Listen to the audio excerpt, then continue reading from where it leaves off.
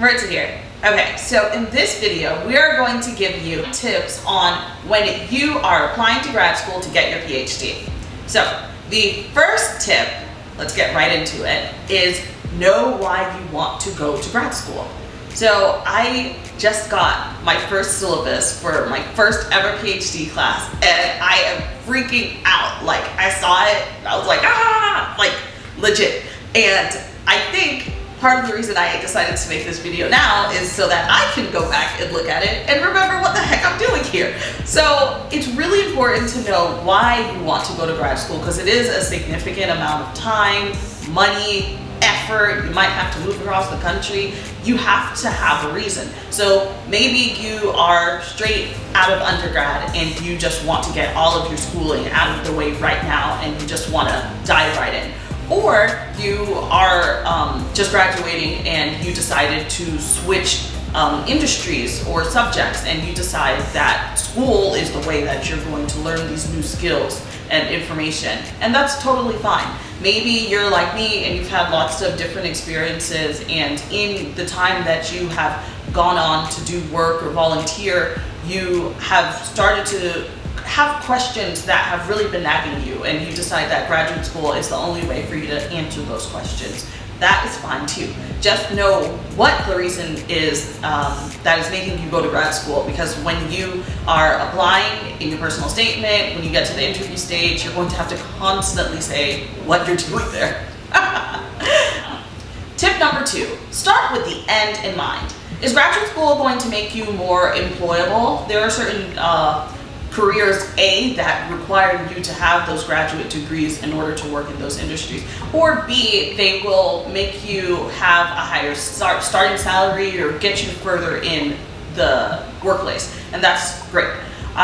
Is it because you just love the game of learning and you want to sit out the workforce right now because we're in a recession? I don't know, I'm not saying anything. Tip number 3, take the GRE early. For the vocabulary part especially, it's not something that you can just cram all in one day. You kind of have to do it over time through your reading and through just practicing these words. So Magoosh has a really great vocabulary flashcard app, and then Khan Academy is amazing and has so many free resources. You can learn any subject pretty much on Khan Academy, and you should definitely check that out. Manhattan Prep, I believe they're called, also have practice tests that are free, and ETS, the company that does and sells the GRE, has their own practice tests that you can use as realistic examples of what you can expect to see on test day. Just know that you should take the GRE as early as you can in order to have enough time to retake it if you need to, but at the same time balancing the need to give yourself adequate time at the beginning to do as well as you can. Like, you probably don't want to go in to take the exam if you aren't ready. That's not going to be helpful to anyone. And you should definitely be shooting for and taking practice tests, scoring very closely to the target scores of the different schools that you're applying to. And typically, the higher ranked the school, the higher the test score has to be. Something to also look at is if you actually have to do well on all parts of the GRE. Maybe the school does look at every section, but a lot of times, if you're applying to an English program, for example, you really have to kill in the verbal section of the exam, and the math section doesn't have to be the highest score in the whole universe. But, you know, don't be so terrible at it either. But if you're applying to an engineering program, for example, maybe those number scores really do have to be the best that you can make them, and you put a little less attention on the verbal section. And then something that is also really helpful to do, even though I don't even know if I did this, maybe I did it once, but I'm kind of lazy, so maybe I did it. But it is helpful to at least one time sit down and take a practice test and actually write down an essay. I know that no one's going to be around to score your test, but really being in that zone after having taken those other sections, or whatever order you take it in, and you sit down and you write those essays, it will be so much helpful. It would be so much more helpful to have that muscle memory a bit when you go take the real exam, to know that you've done it before and you've successfully written those essays. Tip number 4, stay in touch with your letters of recommendation writers.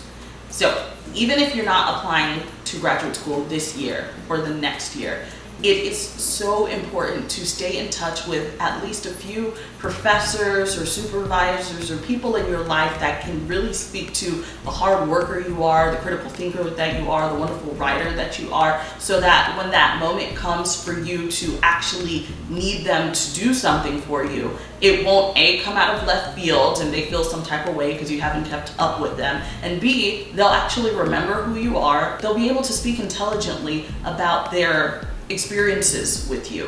You know, I every so often try to check in with my letter writers and just say hi and what's up and ask some questions. A, because I like them and I am interested and nosy, but B, also and I like talking about myself, but B, also because when you do need them to write a letter of recommendation for you, they will be totally up to date or closer to being up to date about what you've been up to, you know? And I think that's really important. I think that having as many people in your life to really root for you and cheer you on in your academic career is really helpful. Also, have different people from your worlds. So I would have a couple professors on deck to talk about your academic prowess. I would have at least one volunteer supervisor, for example, to discuss your desire to help others and your ability to do so. I would have at least one work supervisor or boss or someone that you've worked closely with who you can be comfortable to speak about your academic ambitions, and also they would be able to talk about the real world experience you have in the workplace that can be translated to an academic setting. Your transcript is your transcript. You can't do anything about it now, probably. Your test scores are ultimately your test scores, but these people are subjective, subjective onlookers to your journey, and they can speak about what you've been able to do. And also something that's really important to do or helpful is to ask these letter writers to write the letters early enough in advance that you don't feel like you're waiting till the very last second and you're not going to meet your deadlines. But also when they say yes, because they will, because you're awesome, you can send them a bullet point of different things that would be helpful to include in their letters.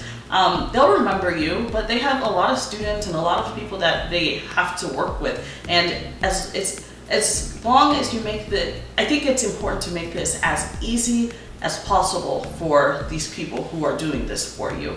You just want to show your appreciation by being respectful of their time, by getting this person to talk about maybe this aspect of yourself from undergrad that you didn't really have space to really delve into in an essay, for example. You can get the volunteer supervisor to talk about a really nice moment between you and someone in the organization. These are different ways to make you seem like a more whole person. Tip number 5, I won't delve too deep into this one because honestly it could be a zillion videos on its own, but dig deep for that personal statement. The personal statement is your time to shine. It's that moment where you have stopped, you have slept on it, you have looked for muses everywhere and really helped fine-tune your story. 1,500 characters is never going to be enough for you to tell your entire story. Even if there's another section to write an addendum to discuss a poor semester or poor year.